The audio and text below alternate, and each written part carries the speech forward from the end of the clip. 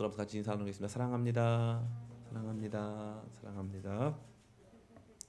예, 우리 금요 기도회가 정말로 우리 교회 안에 영적인 샘물이 되길 간절히 원합니다. 이 깊은 산으로도 올라가 보면은 이제 이 아주 깊은 곳에 이렇게 샘이 흘러나옵니다. 이 샘은 굉장히 작아요. 그런데 이 샘이 이렇게 흐르기 시작하면서 조금씩 조금씩 이 작은 이 계곡이 생기고 강이 생기고 하면서 모든 것이 넓어지고 그 안에서 생명의 역사가 있는데 이 금요 기도회와 같은 이 샘물과도 같은 시간, 정말 주님 앞에 나갈 수 있는 이런 시간, 이 시간을 굉장히 중요하게 여겨 주시기를 간절히 원하고, 그러한 가운데서 우리의 다른 모든 경건과 예배 생활이 회복되는 것을 체험하게 되시기를 간절히 축복합니다. 담임 목사로서 우려를 갖는 게 있는 게, 우리 기쁨의 교회가 무엇이 중심이냐? 사실 우리 교회 예배 중심이거든요. 그 예배 때마다 초창기에 예배 드리다 보면 눈물 없이 드려본 예배가 없는 것 같아요. 우리 뭐 여기도 기청 멤버들도 있고 하지만 정말 예배 때마다 눈물이 흐르고 막 죄에 대해서 회개하고 그랬던 건데, 조금씩 조금씩 시간이 흐르면서 말씀도 건조해지고, 저도 마찬가지고요. 말씀도 건조해지고 예배의 감격보다는 좀 이렇게 교제, 좀 이렇게 우리가 여기서 섬기고 봉사하는 일, 거기에 좀 많은 초점이 놓여져 있는 것 같아요. 물론 교회가 언제나 한 가지 모습만 가질 수는 없죠. 그러나 한 가지 모습만 가질 수 없다고 해서 꼭 그 모습이 없어져야만 하는 것은 아니겠죠. 우리가 우리의 예배라는 것은 전인격적인 거거든요. 머리로만 알면 안 돼요. 제가 담임 목사인데 담임 목사가 다른 우리 뭐 부목사님들에 비해서도 많이 좀 무식하기도 하고, 또 그러다 보니까 이렇게 늘 이렇게 감성적으로 다가가는 거 아니냐 생각하실 수도 있지만 뭐 그런 측면도 없잖아 있겠죠. 그런데 확실한 것은 이 눈물이 마른다는 것은 어떤 의미로 봤을 때는 영적인 침체로 가고 있다라고 하는 것에 진배 없습니다. 그래서 저는 우리 기쁨의 교회가 진짜 전인격으로 예배하는 그런 교회 되기를 간절히 바라요. 기쁨과 즐거움도 그 기쁨과 즐거움의 내면에 흐르는 영광스러운 슬픔이 있거든요. 영광스러운 슬픔은 그 죄에 대한 이 무게를 발견하면서 이러한 나를 살리신 주님에 대해서 노래하고 찬양하는 거예요. 그런데 그러한 것들이 다 이렇게 없어진다는 것은 참 안타까운 일입니다. 그게 단순히 비단 뭐 교역자들만의 문제라고 생각하는 게 아니라, 우리 교회가 그것을 추구하고 사모하고 하는 일들에 대해서 조금씩 조금씩 이렇게 조금 대형 교회처럼 하고 있는 거 아닌가, 이제 그런 생각이 많이 들면서 진짜 무릎으로 기도하고, 예전에 여러분 기억나시지 모르지만 코로나 이전에 수요예배 끝나면은 바로 기도를 시작해가지고 뭐 10시 전에 끝내본 적이 없는 것 같아요. 그래서 성도들도 대부분 남아가지고 다 기도하고, 그 금요일 날 제가 다 너무 기도만 하니까 오히려 불 켜고 인사하고 기도하자고 한 적이 많을 정도로 우리 교회가 그렇게 기도하고 하나님 앞에 서 있는 교회였는데, 조금씩 이렇게 회복해야 될 그런 일들이 좀 있는 줄을 믿습니다. 기쁨의 교회에 결이 있거든요. 결. 기쁨의 교회의 결. 그래서 우리 교회가 그런 것들을 회복하고 그 영성을 회복하고 좀 그랬으면 좋겠다 하는 그런 마음이 간절합니다. 제가 오늘 이 말씀 선택하지 않았습니다. 이 순서에 따라서 저에게 주어진 시간에 한 장씩 이렇게 시편 말씀을 읽어 나가는데, 오늘 이 말씀이 저희 앞에 주어졌죠. 이 유명한 말씀을 설교하는 것은 목회자에게 있어서는 큰 부담입니다. 그러나 저는 이 말씀을 설교하는 데에 부담이 없어요. 너무 이 말씀을 사랑하기 때문에 이 말씀을 선포하는 데에는 그 어떤 부담도 없고, 이거를 과연 내가 얼마큼 빨리 할 수 있느냐, 근데 자신이 없어요. 한번 설교를 시작하면 오늘 밤에 끝낼 수 있을까 싶을 정도로 그야말로 시편 이 개인 탄식시, 개인 탄원시에 있어서는 최고봉에 해당한다라고 할 수 있을 만큼 신자의 삶에서 하나님 앞에 드릴 수 있는 그야말로 최고의 기도다. 그렇게 저는 감히 말씀드릴 수 있습니다. 특별히 이것이 왜 이렇습니까? 여기 보면 이 말씀에 이 표제어가 붙어 있죠. 이 표제어가 다른 것이 아니라 이 밧세바 사건에 대해서 나단 선지자가 책망할 때, 그 책망을 듣고 나서 이 다윗이 작성한 시라는 사실입니다.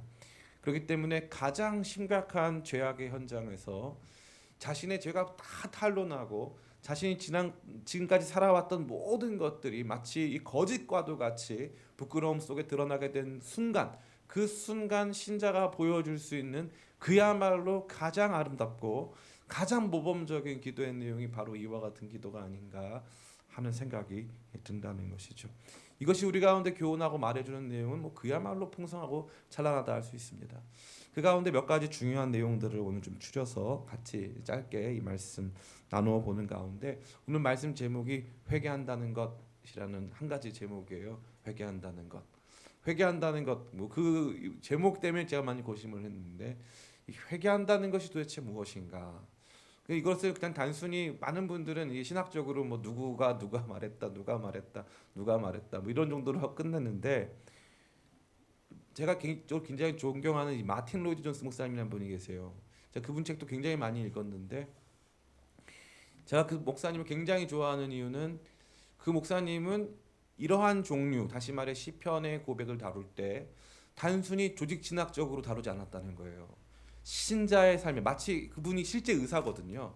의사가 환자가 보여주는 증상을 분석해내고 그 분석해낸 증상을 쫓아서 그거에 따르는 이 치료법을 주는 것과 같이, 이 말씀이 신자 안에서 우리의 모습을 보게 하는 거죠. 우리가 어떠한 상태인가를 보게 하고 우리의 증상을 직면하게 하는 그러한 차원으로 나아갈 때, 저는 이 말씀이 보다 영광스럽게 저와 여러분 모두의 삶에 크나큰 은혜로 다가오게 될 줄 믿습니다. 오늘 이 밤에 저와 여러분 모두가 이 말씀 앞에 정직히 서면서 이 말씀이 보여주는 우리의 영적인 증상을 확인하고 그 안에서 치료받게 되어지는 귀한 역사를 체험하게 되시기를 간절히 바랍니다.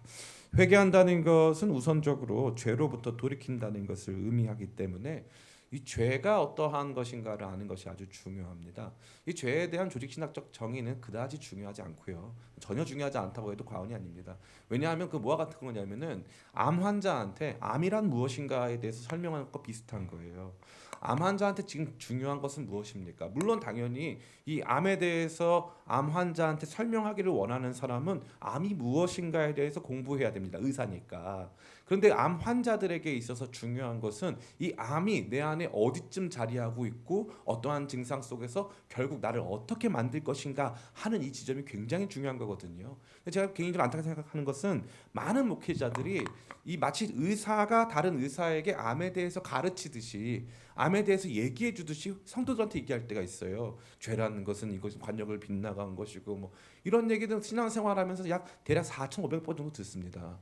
그렇기 때문에 그게 중요한 문제가 아니에요. 더욱 중요한 것은 실제로 이 죄라고 하는, 어떻게 보면 우리가 이 상징화시켜서 이 암덩어리가 우리 안에서 지금 어떻게 있는 것이, 내가 암에 걸렸는지 안 걸렸는지, 이게 나를 어떻게 만들고 있는 것인지, 내 안에서 일어나는 증상과 그것이 얼마큼 유사한지, 이것을 밝혀주는 것이 아주 지금 시급하고 중요한 문제라는 것이고, 이 시편이야말로 가장 실존적인 고백을 다룬 이 시라고 하는 문학 장르이기 때문에, 이것은 이 의학 서적도 아니고 지금 우리가 다루고 있는 것은 신학 서적이 아니에요.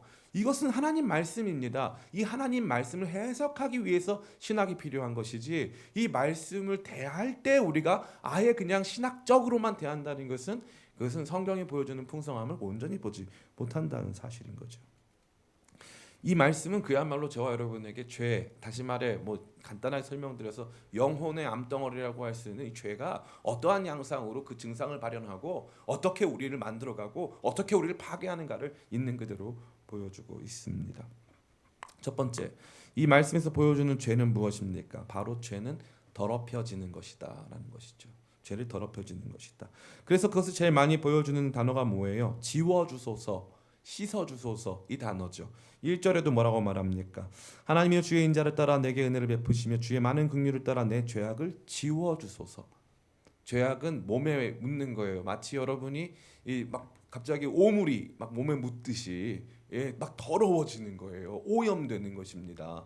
막 오염되는 거예요. 저는 그런 적이 있는데 뭡니까? 이 문에 손을 떴는데 이 손톱이 막 이렇게 까맣게 되면서 이 나중에는 손톱이 다 깨지더라고요. 깜짝 놀랐어요. 우리 이 뭡니까 고통이 있었죠. 통증이 있었고 또 그 해당 부위에 상처가 있는 것도 알겠는데 이게 막 까맣게 오염되면서 착색이 되니까 제가 많이 놀랐어요. 이 겉으로 보기에 우리 자신이 깨끗하다고 느낄 수 없을 만큼 오염되는 것이 죄의 실체다라는 것이죠. 지속적으로 나옵니다. 7절에 뭐라고 합니까? 우슬초로 나를 정결하게 하소서 내가 정하리이다. 나의 죄를 씻어 주소서 내가 눈보다 희리이다. 이 고백이 너무나 중요한 거예요. 씻어달라는 것은 내가 씻김 받아야 하는 존재라는 것을 의미하는 거거든요. 그러니까 난 더러운 존재라는 거예요. 이 더러움이라는 건 정말 정말 무서운 개념이에요. 성경 역사에서 가장 이 더러움과 관련된 내용을 다루자면 그것은 바로 제가 옛날 버전으로 말씀드리자면 문둥병입니다. 한센병. 이 한센병이라고 오늘날 한센병으로 일컬어지지만 그 당시에 레위기에서 지정한 이 문둥병과 관련된 규정에 보면요. 문둥병 환자의 육체적 고통에 대해서는 거의 기록되어 있지 않아요. 문둥병 환자가 이 몸에 이 나타나는 그런 발현되는 증상으로 말미암아 사회적으로 완전히 터부시 되어지고 완전히 격리되어지고 절대 함께 섞일 수가 없는 철저한 고립 속에 놓여진다는 거죠. 죄는 저와 여러분에게 마치 그와 같은 오염의 정도를 만들어 낸다는 거예요. 이건 참 무서운 거예요. 참 무서운 거. 이 나사니엘 호손이라는 이 소설가가 쓴 주홍글씨에도 보면은 거기에 이제 여기 스카렛 레터로 쓰지 않습니까? 그게 거기 한번 딱 새겨지면은 이 자체가 우리를 그 어떤 존재로 규정하는 거예요. 규정. 너는 죄인이야 이렇게. 이게 우리를 더럽히고 오염시키고 더럽게 만듦으로 말미암아 세상에서 격리되고 아무것도 할 수 없는 존재로 만든다라는 사실이죠. 이것이 바로 죄의 모습이 되는 것입니다. 두 번째, 그렇다면 이 죄에 대한 모습, 이 죄가 어떻게 시작됐는가에 대해서 이 말씀 다루어지고 있는데 그것은 우리는 본성적으로 이 죄 가운데 태어났다라는 것을 증언해주고 있습니다. 5절 말씀이죠. 같이 한번 읽어보겠습니다. 5절 말씀 같이 읽습니다. 시작. 내가 죄악 중에서 출생하였으며 어머니가 죄 중에서 나를 잉태하였나이다. 야, 이거 뭐예요? 나는 죄덩어리다 이거예요. 나는 죄덩어리다. 죄는 이 원죄와 자범죄라는 것이 있는데 뭐 이거는 뭐 조직신학적으로 게 아니라 우리가 태어나면서부터 죄덩어리라는 거예요. 죄가 그냥 언제나 있는 것이죠. 우리는 많은 생각 가운데서 다윗이 죄인이다라고 생각해요. 다윗이 죄인이죠. 죄인 맞아요. 죄인 아니란 뜻은 아닙니다. 그런데 여러분이 만약에 다윗 정도 되는 인생의 성공을 거두고 다윗 정도 되어지는 이 물질도 갖고 다윗 정도 되어지는 어떠한 사회적 지위도 얻게 된다면 여러분도 그 죄에서 완전히 자유로울 수 있을까요? 거의 그렇지 못해요. 저는 어렸을 때 제가 죄인이라는 사실을 알았어요. 근데 나이가 먹으면 먹을수록 제가 더 죄인이라는 사실을 발견해요. 근데 이게 제 힘으로는 해결할 수가 없어요. 해결할 수가 없어요. 죄는 우리 안에 있어요. 오늘날 21세기를 살아가는데 여러분 재밌죠? 우크라이나 러시아 전쟁을 펼쳐요. 왜 전쟁할까요? 죄 때문에 하는 거예요. 죄 때문에. 먹고 사는 문제 다 해결됐어요. 지금 인구 과잉이지만 먹고 사는 데는 지장 없어요. 근데 왜 전쟁이 일어나요? 죄 때문에 일어나는 거예요. 죄. 인간은 본성적으로 아담 이후의 모든 인간은 죄인으로 태어나는 거예요. 죄인으로. 그러니까 이 죄에서 자유로울 수 있는 존재가 있다 없다? 한 명도 없다. 한 명도 없다. 이 기독교 신앙이 보여주는 가장 지혜로운 모습이 바로 이거예요. 저는 여러분들이 이것을 깨닫길 간절히 축원합니다. 여러분 이 땅에 죄인으로 태어났어요. 다윗이 뭐라고 고백합니까? 나 죄인으로 태어났어요. 나 죄 짓는 게 자동입니다. 죄 안 짓고 못 살겠어요. 이 뜻이에요. 이거를 부정하면 안 돼요. 많은 사람들이 여기서 출발하지 못하는 거예요. 그러니까 자꾸 무슨 일이 발생하냐면은 나는 의인이고 너는 죄인이다. 예? 나는 쟤만큼 죄인은 아니다. 라고 하는 이상한 비교가 있는데 그렇지 않아요. 다 똑같은 죄인입니다. 그 회개라고 하는 이 위대한 행동은 정말 사실 생각해 보면요, 세상 모든 사람들이 다 죄인이고요. 이 죄의 오염에서부터 벗어날 수가 없고 본성적으로 죄를 짓는데 여기서부터 돌이킨다는 거기 때문에 생각보다 그렇게 간단하고 쉬운 것이 아니에요. 칼빈은 이와 관련돼서 신자의 삶은 삶 전체가 회개의 일련의 과정이라고 설명한 바 있습니다. 그러니까 회개한다는 것은 먼저 우리가 완전한 죄인임을, 죄 가운데 태어난 존재임을 자각하는 거예요. 아무리 예쁜 사람도, 아무리 똑똑한 사람도, 아무리 잘난 사람도 다 죄인이라는 것이죠. 그거를 발견했을 때 그때부터 이제 회개가 가능합니다. 회개의 전제와도 같은 것이죠. 세 번째, 그렇다면 이 죄는 더러워지는 것이고 태어날 때부터 난 죄인인데 그러면 이 죄는 도대체 어떤 방향성을 갖느냐라는 것이죠. 다시 말해 죄는 실제적인 행동이고 또 어떠한 영향인데 이 영향과 행동이 어디로 흘러가냐 이거죠. 이 죄의 방향성은 하나님께 대한 것이다라는 거예요. 하나님께 대한 것. 4절 말씀 같이 한번 읽어보겠습니다. 4절 말씀 같이 읽습니다. 시작. 내가 주께만 범죄하여 주의 목전에 악을 행하였사오니 주께서 말씀하실 때 의로우시다 하고 주께서 심판하실 때 순전하시다 하리이다. 아멘. 이 말씀이 저는 예전에 굉장히 기분 나빴어요. 왜냐하면 다윗이 죄를 범했는데 다윗이 죄를 범한 대상은 일단 인간이에요. 우리야의 아내를 빼앗고 그를 아주 비겁한 방식으로 죽였단 말이에요. 그러니까 우리야한테 죄를 범했는데 여기 분명히 뭐라고 되어 있냐면 내가 주께만 범죄하여라고 되어 있어요. 이 기가 막힌 거죠. 왜 내가 주께만 범죄했습니까? 내가 사람한테도 범죄했죠. 죽을 죄를 지은 거 아닙니까? 그야말로. 그리고 어떻게 했어요? 은폐하려고 했죠. 거짓말로. 또 밧세바에게도 범죄한 거죠. 그리고 이제 이 밧세바 가족들한테도 범죄한 거죠. 우리야 가족들한테도 범죄한 거죠. 그런데 왜 하나님께만 범죄했다고 되어 있는 것입니까? 죄는 궁극적으로 하나님께 대한 것이기 때문이에요. 내가 이 사람을 한 대 쳤어요. 이 사람한테 범죄한 게 아니에요. 이거는 이 사람을 창조하고 지으신 하나님께 범죄한 거예요. 결국 이 죄의 모든 영향과 이 죄로 말미암는 모든 비극의 슬픔이 하나님께 향한다는 거죠. 제가 신앙적으로 가장 크게 회심했었을 때 경험한 것이 무엇이냐면 죄는 율법을 어긴 것이 아니라는 걸 발견한 거예요. 죄는 법을 어긴 게 아니다. 죄는 하나님의 마음을 아프게 한 거다 이거예요. 제가 맨날 드리는 예화가 있어요. 자동차를 타고 가다가 이제 신호 위반을 했어요. 신호 위반을 딱 했어요. 그러면 이제 와가지고 경찰관이 와가지고 저기 신호 위반하셨습니다. 그럼 우리 어떻게 해요? 죄송해요. 싼 걸로 끊어주세요. 이게 우리 패턴이잖아요. 우리는 죄를 다룰 때 그렇게 다루는 거예요. 이 죄는 좀 센 죄고 요 죄는 좀 낮은 죄. 그래가지고 이 신호 위반 한 번 한 거니까 뭐 이거는 그렇게 심각한 죄는 아니야. 이 정도 생각하는 거죠. 그런데 기가 막히게 내가 신호 위반을 딱 했는데 경찰관이 우리 아빠야.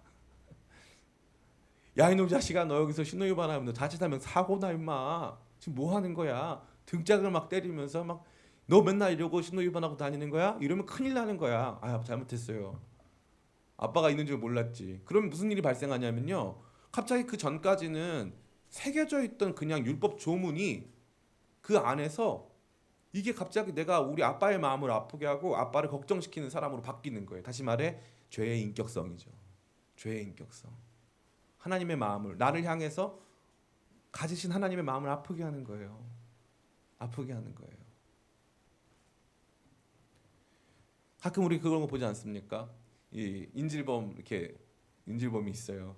그러면 경찰이 이 심리적인 것을 이용해 가지고 협상을 하지 않습니까? 그럼 누구 데려와요? 꼭 그 현장에 엄마 데려오는 거예요. 엄마 데려와 가지고 엄마 미안해. 왜 엄마한테 미안해? 인질들한테 미안해야죠. 사회적 무리를 빚고 있어서 사회적인 비용을 발생시켰기 때문에 국가에 미안해야죠. 근데 나한테 이런 삶을 살라고 말한 적 없는 희생하는 엄마한테 미안한 거예요. 너무 미안하고 너무 죄송한 거예요. 죄라는 게 이런 거거든요. 근데 우리는 이런 생각을 거의 못하는. 저는 제가 회심하기 전까지 단 한 번도 죄에 대해서 이러한 정도의 사고나 이런 정도의 실존적인 인식을 가져본 적이 없어요. 한 번도 없습니다. 그냥 교회 생활하고 죄 짓지 말아라 하니까 안 지려고 노력해 맨날 짓고 있고 이런 식이었던 거죠. 이 죄의 인격성에 대해서는 죄의 방향성에 대해서 궁극적으로 그 죄가 하나님을 얼마나 조롱하고 아프게 하는 것인지 그것을 제가 모르고 살았다는 거예요. 다윗은 언제 발견한 거예요? 지금 발견한 거예요. 나단 선지자가 뭐라고 말합니까? 내가 너를 세워서 이스라엘의 지도자로 만들어 놨는데 네가 그 권력을 이용해서 지금 나한테 이럴 수 있냐 이거야. 하나님의 말, 나단 선지자를 통해서 하나님께서 주시는 말씀은 뭐냐면 다윗한테 야 네가 어떻게 나한테 그럴 수가 있냐 이 말이에요. 이 밧세바한테 어떻게 했느냐는 그건 이제 민사 뭐 혹은 형사법으로 처리하자 이거예요. 그러나 다윗에게 그 은혜를 베푸시고 이 자리까지 인도하신 하나님 앞에서 너 어떻게 나한테 그럴 수가 있느냐 이 말이에요. 이게 더 무서운 거예요. 전 이게 한 1000번 더 무서운 것 같아요. 제가 좀 이렇게 비인격적이어가지고 이런 게 아니라 하나님 앞에서 하나님이 막 분노하신다면 하나님이 이와 같이 내가 너한테 건강도 주고 내가 너한테 그렇게 할 수 있도록 경제적으로도 주고 건강 모든 것을 채워줬는데 이제 와서 네가 나한테 그렇게 행동하냐고 하시면은 제가 주님 잘못했습니다. 주님 잘못했습니다. 주께서 베푸신 모든 은혜를 죄의 도구 삼아 만들어 왔던 나의 모습 안에서 정말 좌절하고 아플 것 같아요. 다윗은 이 모든 죄가 하나님을 향한 것이고 그래서 궁극적으로 하나님께서 의롭다 하실 때에만 하나님께서 우리를 의롭게 칭해 주실 때에만 이 모든 것이 가능하다라고 이 속죄가 가능하다라고 하는 것을 인정하고 있는 거예요. 이 말씀을 그러한 관점으로 읽으면 다시 이렇습니다.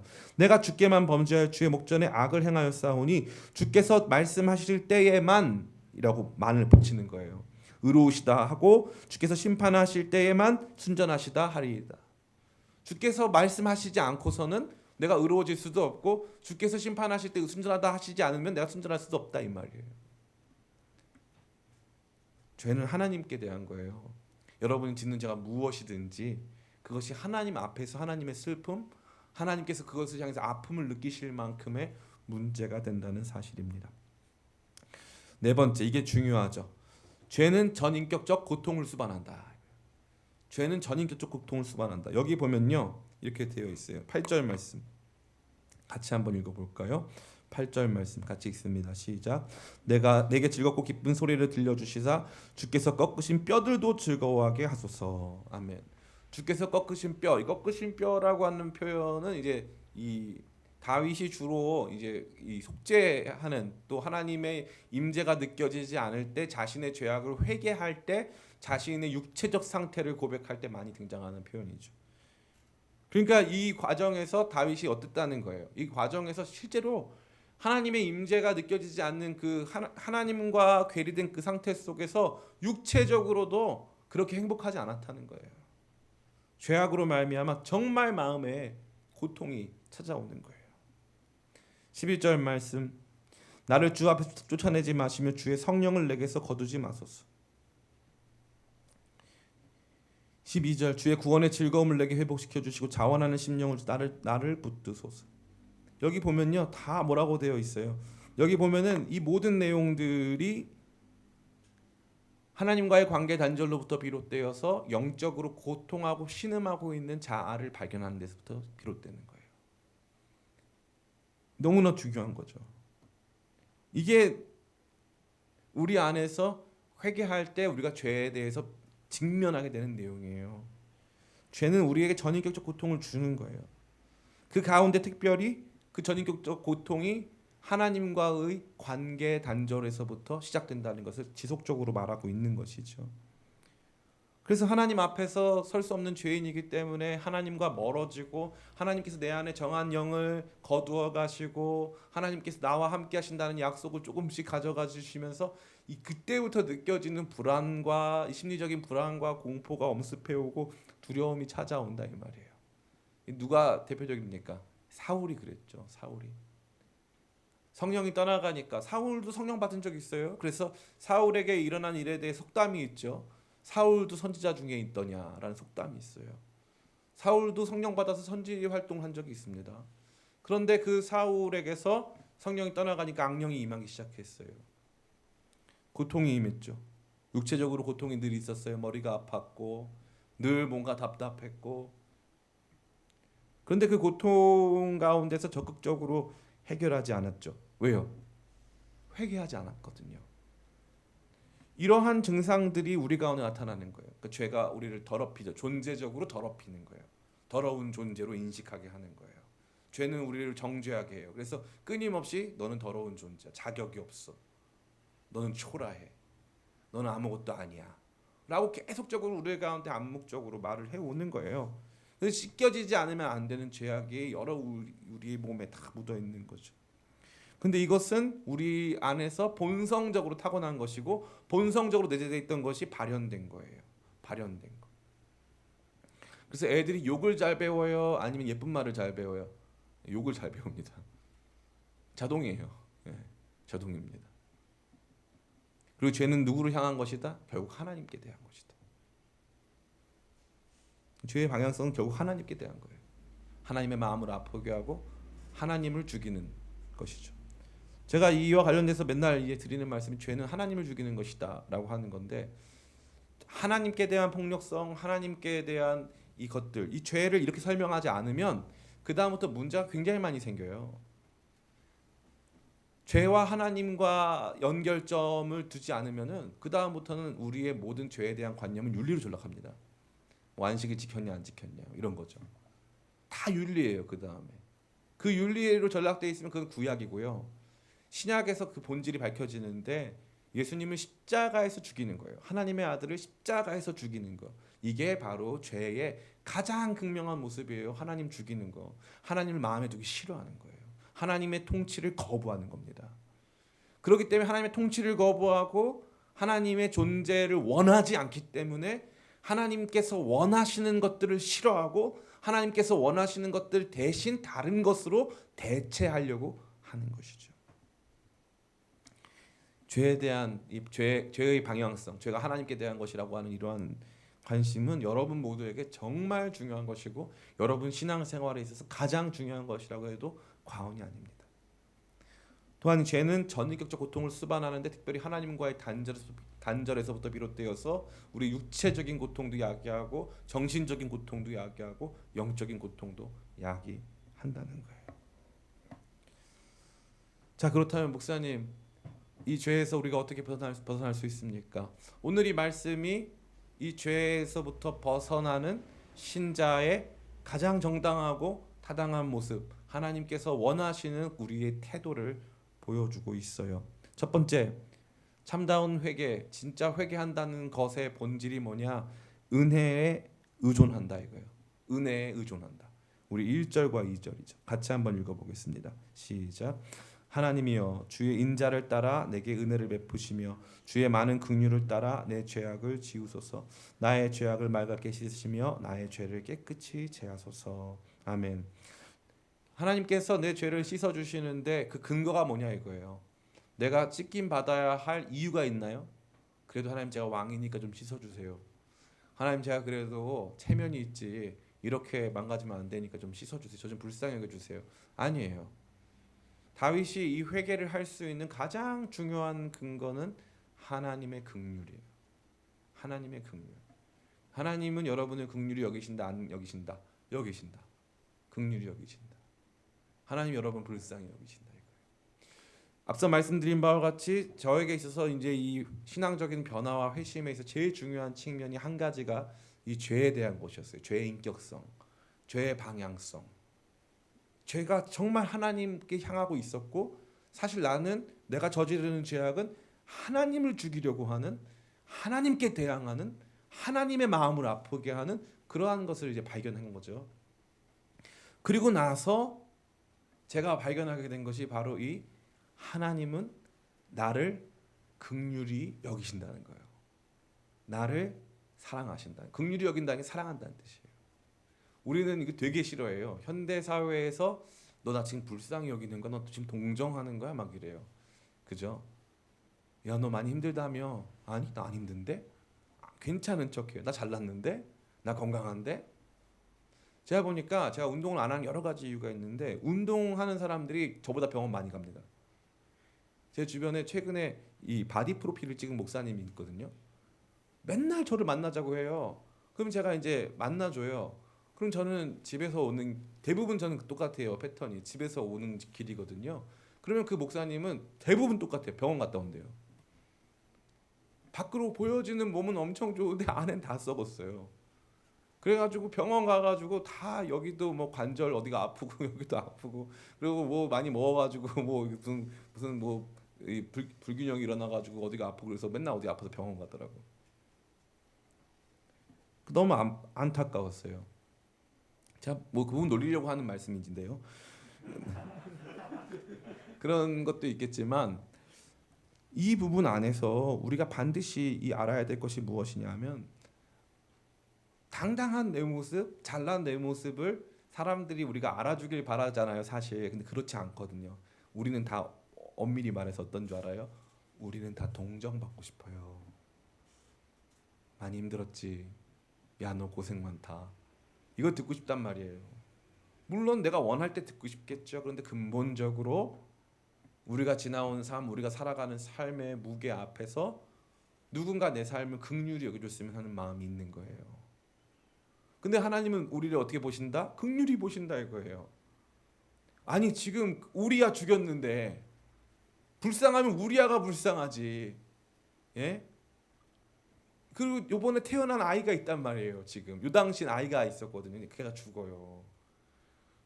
근데 그 아이가 불쌍하죠. 좀 있으면 죽어야 되니까. 우리 생각은 언제까지나 그거예요. 육체, 세상, 물질 이게 우리 생각이거든요.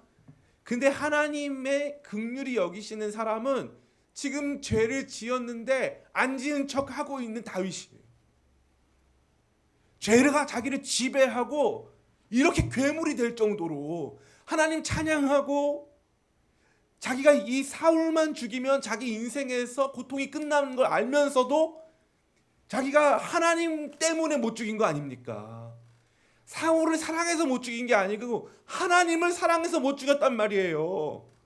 그렇게 깨끗한 삶을 살아왔었는데 그랬던 다윗이 이렇게 괴물이 되어 있을 때 하나님은 그러한 다윗을 향한 긍휼을 갖고 있다 이 말이에요. 기가 막히죠?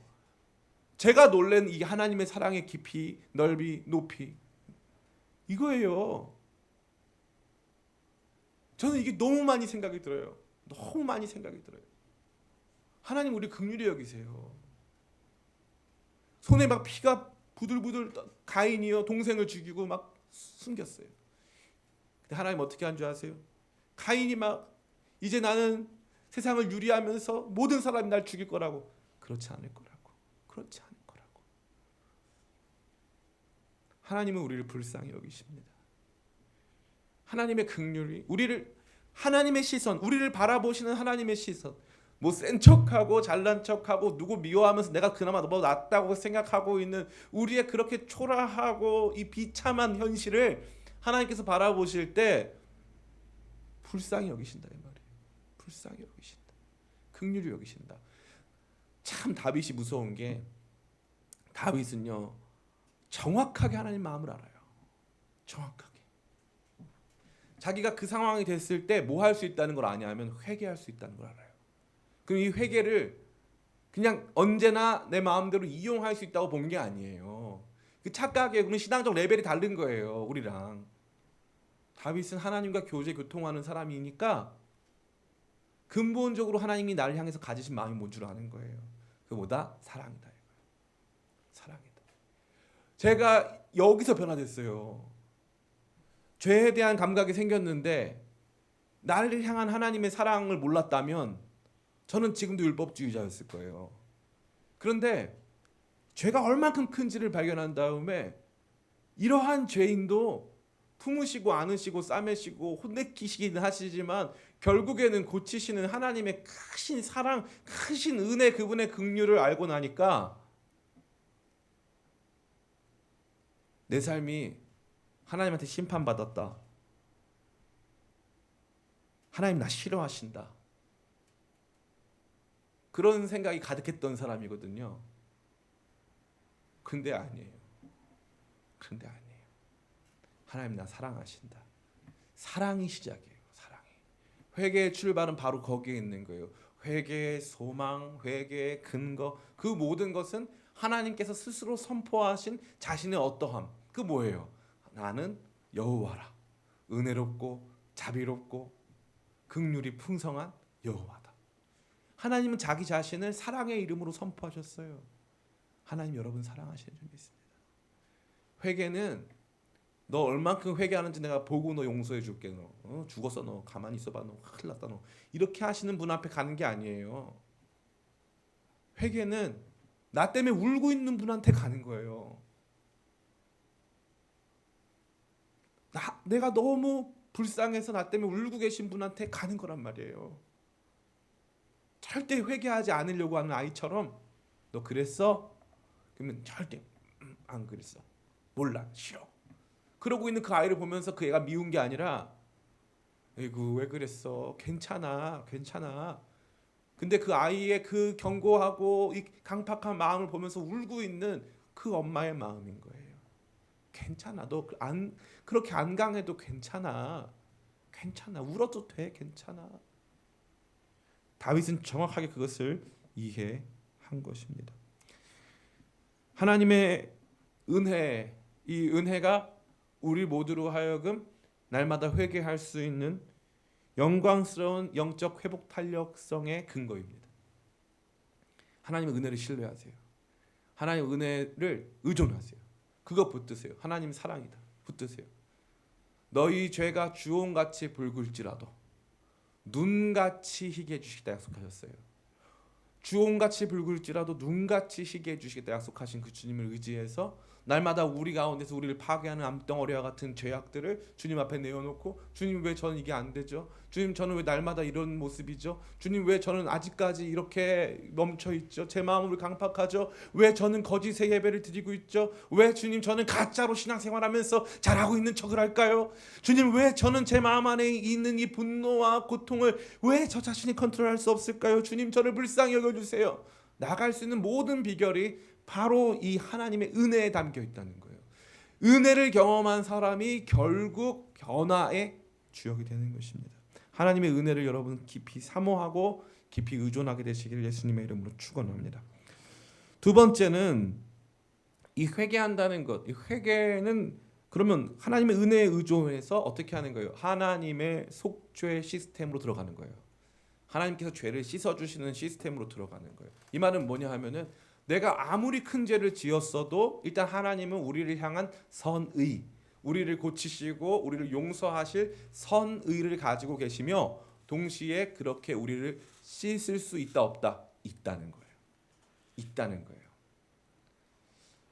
여러분 생각은 어떠실지 모르겠지만 제가 지금까지 경험해본 여러 가지 사건 중에 제일 흥미로운 사건이 무엇이었냐면 제가 이제 이 청소년 단체 하면서 찬양 사역 많이 하잖아요. 그러니까 우리가 이제 홍대에 큰 연습실이 있었어요. 우리 사랑하는 장로님이 진짜 이 연습실 하라고 진짜 홍대에서 제일 좋은 공간을 내주셨어요. 그래서 거기서 공사해가지고 이제 연습실 크게 전도사님 안 와봤나요? 안 와봤군요. 우리 이화익 형제는 많이 와봤거든요. 근데 그 거기서 이제 있었는데 저희가 이제 그 공간을 이렇게 임대를 해가지고 운영비를 벌어야 되니까 이렇게 이제 예약을 받아가지고 거기서 이제 운영을 한 적이 있어요. 그때 여자들 2명이 와가지고 맨날 그 피아노 있는 방에서 연습해가지고 뭐 데뷔한다고 했던 팀이 있었어요. 그 팀의 이름이 옥상 달빛이에요. 그래서 맨날 그 피아노 있는 방에서 둘이서 이렇게 맨날 뭘 이렇게 조근조근 잘 하더라고요. 그래서 나중에 옥상 달빛이 되고 뭐 유명한 팀이 많이 왔다 갔어요. 장기하와 얼굴도 왔다 갔고 뭐 이렇게 지금 굉장히 유명해졌죠. 근데 연락이 왔는데 그날은 이 연습이 아니고 촬영을 하겠대요. 그래서 제가 촬영 뭐 우리가 뭐 그래도 좀 예쁘게 해놨으니까 뭐 이렇게 음악하는 모습 찍는 거 얼마나 좋잖아요. 그래서 했는데 놀랍게 밴드가 안 오고 촬영하는 사람들 몇 명과 한 명의 트랜스젠더가 왔어요. 그래서 저희가 이제 녹음실이니까 녹음도 할 수 있으니까 이제 닫으면 창문도 없어요. 근데 저희는 거기를 예배 공간으로 이제 예배하면서 찬양 사역하면서 다음 세대 사역하라고 주신 공간이니까 굉장히 그때 야 이거 어떡하지? 저분한테 뭐 촬영하는지도 묻기도 그렇고 막 100만 가지 생각이 드는 거예요. 100만 가지 생각이. 막 그래서 이거 받아야 되나 말하는데 정상적으로 예약을 했고 왔기 때문에 이거 안 받을 수는 또 없고, 또 그러자니 저 사람이 저런 모습이라고 우리까지 정죄하고 하자니 또 저 사람이 세상 가운데서 느낄 기독교의 모습이 또 뭘까 막 싶기도 한 거예요. 별의별 생각이 다 들고 할 수 있는 일은 없어가지고, 또 그분이 이제 트랜스젠더 분이 원래 남성이셨다가 이제 여성으로 자처하시는 분인데, 이 보니까 남성이셨을 때 싸움 잘하셨을 것 같더라고요. 등치가 일단 굉장히 커요. 그래서 함부로 거기다 거절을 못 드리겠더라고요. 그래서 일단은, 그런데 그분이 뭐 하이힐까지 신고 오니까 뭐 거의 190이에요. 그래서 뭐 오시니까 그 위용에 눌려가지고 아무 말도 못 하고 이제 문 열어드리고 이제 문 닫아드렸죠. 그때 원래 제가 거기 없고 관리하는 우리 형제가 있었는데 그날따라 제가 거기 있었어요. 이제 기도가 나오더라고요. 하나님, 제가 이렇게 하려고 한 거 아닌데 이게 지금 뭐 하는 겁니까? 지금 제가 참 이거 예배하는 공간에 저런 사람 들어왔는데 어떻게 합니까? 나가라고 해야 되는 거 아닙니까? 주님, 제가 이거 거룩한 이 공간을 망가뜨리는 거 아닙니까? 저희가 원래 예배 그 연습 시설이 너무 좋아가지고 막 개인 연습실도 몇 개 있고 큰 이렇게 합주실도 있고 녹음실도 있고 그러니까 저희 그 연습실을 탐냈던 국내 정상급 밴드가 있었어요. 근데 그분들하고 협의를 하던 과정에서 그분들이 우리한테 어마어마한 돈을 줄 테니까 자기들 딱 5년만 쓰겠다. 그럼 그 다음부터 다시 들어와 쓰면 되지 않느냐. 대신에 우리가 뭐 월세 다 내고 대신 당신들한테 돈을 많이 줄 테니까 하자, 이렇게 말도 했거든요. 그래서 제가 기도하다가 제가 그랬어요. 사실은 여기가 우리 예배하는 공간이라서 음악하는 자유는 드릴 수 있는데 여기서 음주 같은 거 하실 수 있는 자유를 저희가 못 드립니다 그랬어요. 그러니까 그분들이 충격을 먹더라고요. 왜냐하면 임차를 했는데 그 자기가 거기서 술을 먹던 말도 무슨 상관이냐 이거죠. 그래서 결렬이 됐거든요. 그러고 나니까 제가 이제 음주 수준이 아니잖아요. 지금 이제 오셔가지고 뭘 찍는지를 모르겠으니까 들어가 제가 참관하겠습니다. 여기도 애매하고 참관하고 싶지도 않았어요. 그때 옆에 앉아서 할 수 있는 게 아무것도 없어가지고 이제 기도를 했어요. 회개했어요. 주님, 잘못했습니다. 제 딴에는 여기서 이렇게 청소년 사역 돕고 하려고 이렇게 하게 됐는데 하다 보니 저렇게 됐네요. 근데 그때 하나님께서 저한테 그러시더라고요. 사도행전에서 가장 먼저 세례받은 사람이 누구냐? 가장 먼저 세례받은 개인이 누구냐? 빌라델피아 넷입니다. 제가 그랬어요. 빌라델피아 넷입니다. 그러면 빌라델피아 넷이도 하나님 백성 될 수 있냐 없냐 저한테 물으시더라고요. 될 수 있습니다. 저 사람도 인간이고 하나님 백성 될 수 있다. 심각하게 몸이 훼손된 상태지만 그래도 될 수 있다. 저는 이제 MZ 세대가 아닙니다. 저는 좀 앞 세대인데 저랑 비슷한 시대 신앙생활했던 분은 다 비슷한 생각을 할 거예요. 저한테는 그야말로 그날이 혁명적이었어요. 혁명적. 죄의 모습이 가장 극명하게 나타나는 것이 사실 이 젠더 문제예요.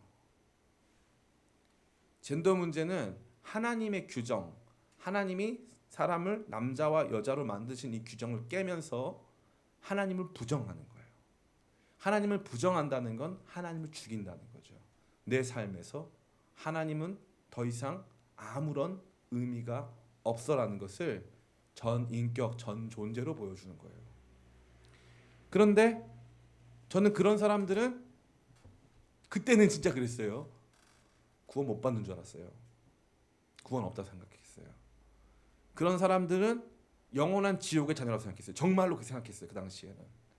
근데 하나님이 한 번에 깨시더라고요. 여기서 기도해라. 여기서 기도해라.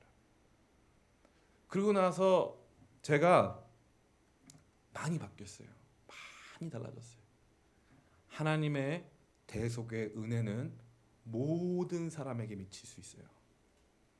그 어떤 죄도 주님께서 고치고 치료하고 대속하지 못하실 죄악이 없는 줄을 믿습니다. 이번에 제가 광양에서 장례식을 집례했는데 이런 표현 안 좋지만 장례식을 집례하는 제 마음이 좋았어요. 왜 좋았냐? 저는 한 번도 영접 기도를 해본 적이 없거든요. 물론 있죠. 우리 드니스 자매도 있고 한데 이 임종 직전에 계신 분한테 영접 기도를 해본 적이 없어요. 그날 전화가만 왔어요. 목사님 빨리 오셔야 됩니다. 해가지고 제가 불이 나게 달려갔어요. 그래서 성모병원 가가지고 가는데 코로나 때문에 우리가 병실로 못 가고 환자가 내려와야 된대요. 호스피스 병동에 가야 되는 말기암 환자. 그분이 그렇게 기도받고 며칠 후에 돌아가셨으니까 가장 심각한 상태에 있는 분이 엘리베이터를 타고 저를 만나겠다고 찾아오신 거예요. 지하로. 사람 많은 공간에 같이 모여가지고 같이 둘러서가지고 제가 그분한테 예수님을 구주로 인정하는 기도를 올려드렸어요. 그분이 아멘 엄청 크게 했어요. 아멘. 모든 사람이 듣도록. 너무나 영광스러웠어요. 근데 그분 특징이 뭐냐면은 평생 교회 다니는 사람 핍박하고 평생 예수 믿는 사람을 너무 싫어해서 십자가를 발로 밟지도 않았대요. 돌아갔대요. 그냥 그게 싫어서. 그랬던 분이 임종 직전에 회개하는 거예요. 근데 그 아드님이 싫다는 거예요. 왜 싫으냐? 아니 평생 교회 다니는 사람 그렇게 핍박하고 신앙생활하는 걸 그렇게 싫어해놓고 이제 와가지고 무슨 면목으로 예수님을 나의 이 구주로 고백하겠냐 이 말이에요. 거기에서 이제 바로 포인트를 잡아서 우리 목사님들도 계시지만 제가 그날 광양 내려가서 우리 입관 예배할 때 우편 강도 아니거든요. 한쪽 강도에 우편 좌편 없습니다. 한쪽 강도 구원받은 강도. 오늘 네가 나와 함께 낙원에 있으리라. 예수님 비방하다가 죽기 직전에 예수님 영접한 그 사람에 대한 설교하면서 구원하지 못할 그 어떤 사람도 없다. 예수님 씻지 못하실 그 어떤 죄악도 없다. 저는 이것이 우리 가운데 반드시 필요한 믿음이라고 생각합니다. 주님께서 우리의 죄를 씻어 주실 수 있습니다. 아멘. 여러분의 죄를 씻을 수 있어요. 주님께서 우리 죄를 날마다 씻어 주십니다. 또한 이런 참다운 회개의 아주 중요한 특징은 무엇입니까? 죄에 대한 인격적, 특별히 감정적 반응을 요구한다 이거죠. 우리 같이 말씀 읽어볼까요? 16절, 17절 같이 한번 읽어보겠습니다. 16절, 17절 같이 읽겠습니다. 시작. 주께서는 제사를 기뻐하지 아니하시나니 그렇지 아니하면 내가 드렸을 것이라. 주는 번제를 기뻐하지 아니하시나이다. 하나님께서 구하시는 제사는 상한 심령이라. 하나님이여 상하고 통회하는 마음을 주께서 멸시하지 아니하시리이다. 아멘. 참 재밌죠. 이 말씀은 당시에 예배하면서 죄를 씻는 속죄 시스템을 부정하는 걸까요? 아니에요. 이 뒤에 보면은 19절. 그때 주께서 의로운 제사와 번제와 온전한 번제를 기뻐하시리니라고 되어 있어요. 그죠? 그러니까 의로운 제사와 번제는 좋은 거 나쁜 거 좋은 거라는 거예요. 그러나 좋은 건데 이게 짐승이 희생되는 제사잖아요. 그러면 그 좋은 건데 그 과정에 이 수반되어지는 고통이 있고 희생이 있단 말이에요. 그러면 이 희생을 통해 죄를 씻음 받는 우리는 좋은 거지만 그 속죄 시스템이 가지고 있는 근본적인 희생에 대해서 하나님께서 기뻐하시거나 진짜 그것에 대해서 막 그 피를 보고 만족하시고 그렇지 않다는 거죠. 그 시스템 안에 내재된 진짜가 있다는 거예요. 그 진짜가 뭐냐? 그 진짜가 바로 이거예요. 주께서 구하시는 제사는 상한 심령이라 이거예요. 상한 심령이라. 상하고 통회하는 마음. 이 상한 심령으로 끝났으면은 우리가 이 상한 심령이 뭔지를 구체화하기가 어려워요. 근데 이 히브리어 시에서는 언제나 평행법이 따라오지 않습니까? 패러럴리즘이라고 하는데 이 평행법이 따라와요. 이 평행법이기 때문에 앞에 상한 심령이 뭔지를 더 설명해주는 내용이 등장하는 거예요. 상하고 통회하는 마음.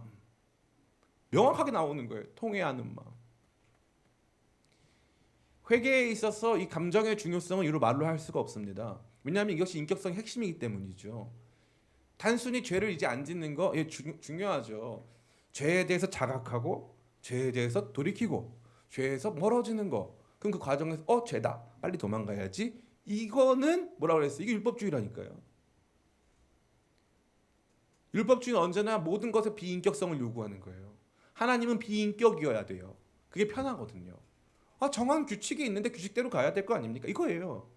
하나님에게 인격성을 부여하는 게 불편한 거예요. 왜냐하면은 인격성은 가변적 요소가 있잖아요. 하나님은 우리처럼 감정이 있습니까 없습니까? 우리 민수? 늘 민수가 그렇게 편해요. 하나님은 우리처럼 감정이 있으세요 없으세요? 그렇죠. 민수가 이제 저를 잘 알기 때문에 바로 맞췄습니다. 감정이 있으시죠? 하나님 감정이 있으시거든요. 근데 감정이 있는 사람 존재와 우리가 대면을 해가지고 같이 살아가는데 상호적으로 살아가는데 살아갈 때 있어서 나는 내가 잘못했습니다. 예, 잘못했어요. 그리고 잘못하면은 사과하면 받아주기로 했으니까 받아주세요. 이러한 잘못된 태도를 갖는 게 이게 단순히 지금 구약에서가 아니라 이게 이 신약에서 신약으로 들어오게 되면은 이거는 전혀 하나님께서 기뻐하거나 원하시는 삶이 아니에요.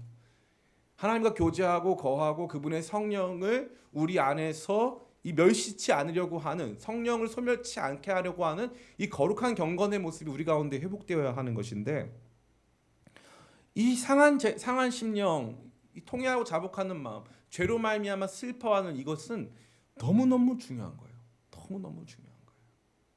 사도행전에 보면은 오순절 성령 강림이 일어나고 베드로가 설교를 합니다. 베드로가 설교를 하니까 어떤 반응이 일어납니까? 거기에 그 설교를 듣고 있었던 최초의 이제 3천 명의 사람들이 형제들이여 어찌할꼬라고 반응해요. 울면서. 형제들이여 어찌할꼬. 죄에 대해서 슬퍼하면서 어찌할꼬. 그때 뭐라고 말해요? 주 예수 그리스도를 믿고 약속하신 성령을 받으라. 그러면 너희 가운데 유쾌한 일이 찾아오게 될 것이다. 말씀하잖아요.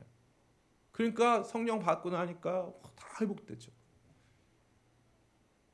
신앙에 있어서 죄에 있어서 하나님께서 구속 못하실 내용은 전혀 없지만 그 구속 시스템 안에 우리가 이 회개를 바라볼 때 있어서 제일 중요한 요소가 무엇이냐? 죄에 대한 슬픔이에요. 죄에 대한 슬픔. 베드로가 예수님 팔고 어떻게 합니까? 가서 오열하죠. 죄에 대한 슬픔이 없이는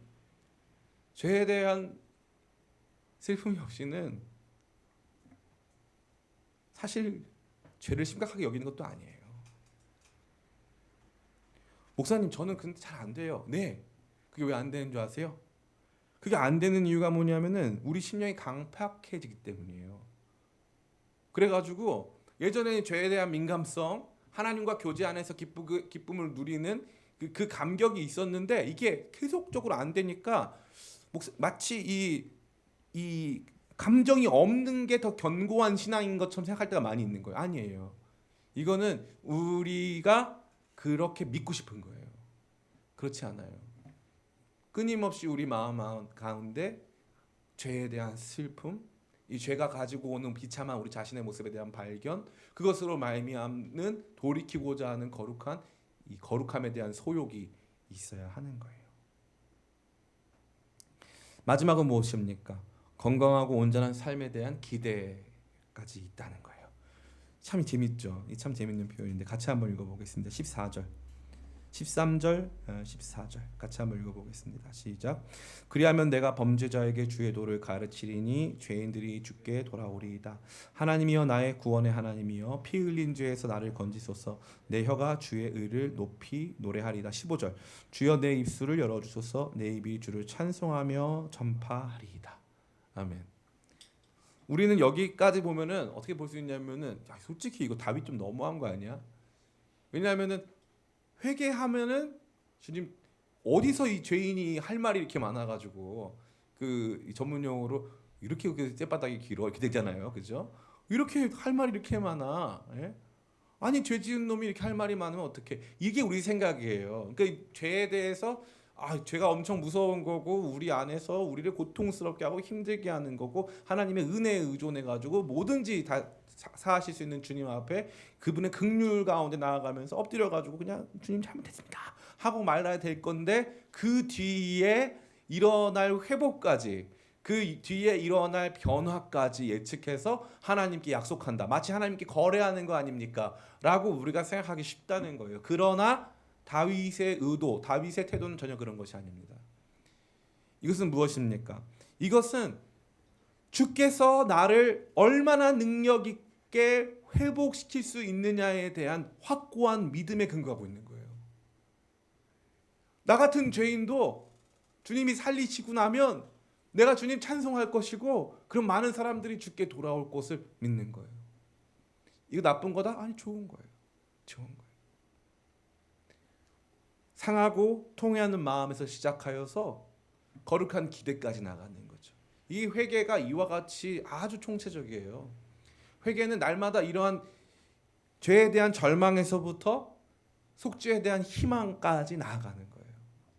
그것을 통해서 이루실 영광 받으실 하나님, 그것을 통해서 다시 회복될 긍정적이고 아름다운 우리의 삶까지 보게 하는 거예요.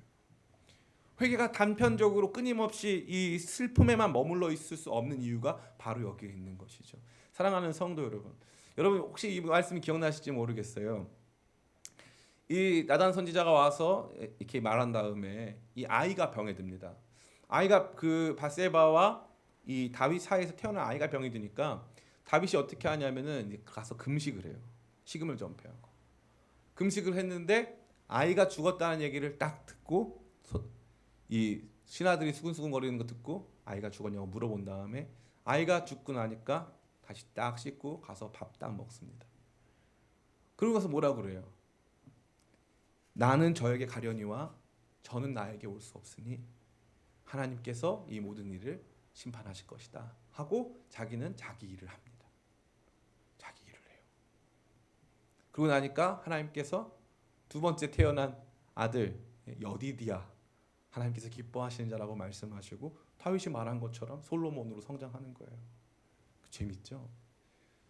우리가 생각하는 이 회개의 차원, 인간적으로 면목이 없어가지고 나는 그 다음 스텝까지 기대할 수가 없다. 나는 하나님 행하실 그 다음까지 신뢰할 수가 없다. 그건 하나님을 제가 뭐라 그랬어요? 하나님을 너무 좁게 믿는 거예요. 제가 믿었던 것처럼 하나님은 그냥 심판하시는 분. 하나님은 나에 대해서 근본적인 중립성만 갖고 있어요. 네가 잘하면 나도 다 잘해줄 것이고 네가 못하면 내가 혼내줄 거야. 이렇게만 보는 거예요. 근데 아니에요. 하나님은 내 아버지셔서 나를 향한 가장 근본적인 사랑이 있으신 거예요. 나를 향한 근본적인 사랑이 가지신 그분 앞에 내가 내 죄를 자복하고 하나님이 나를 다시 회복시켜 주시면 나 그분을 위해서 살리라. 나 그분을 위해 살 수 있어. 라고 고백하는 거죠.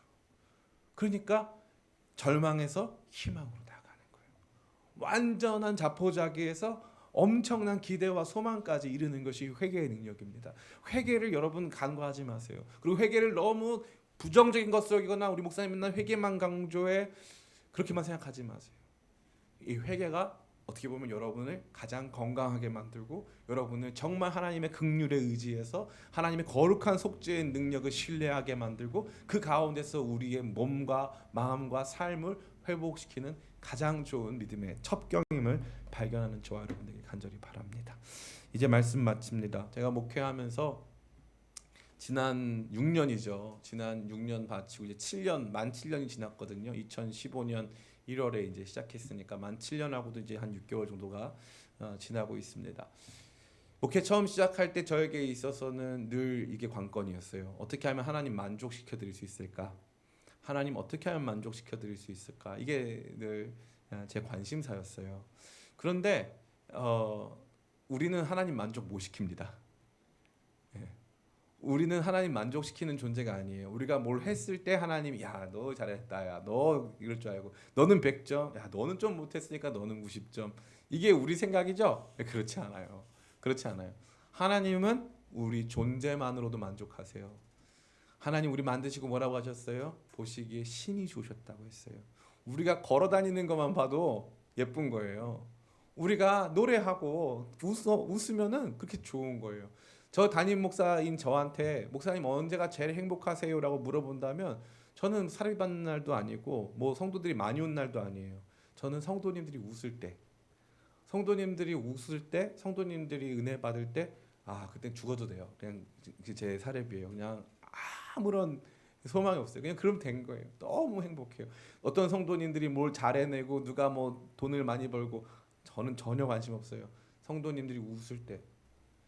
근데 저는 그거를 모르고 지난 한 7년간 아둥바둥 사역했던 것 같아요. 지금 제 얼굴이 그때보다 많이 좋아졌다는 사람이 많아요. 더 살이 쪘다 뭐부터 이렇게 저를 비난하려고 하는 사람들이 많이 있는데 저는 그때보다 훨씬 행복합니다.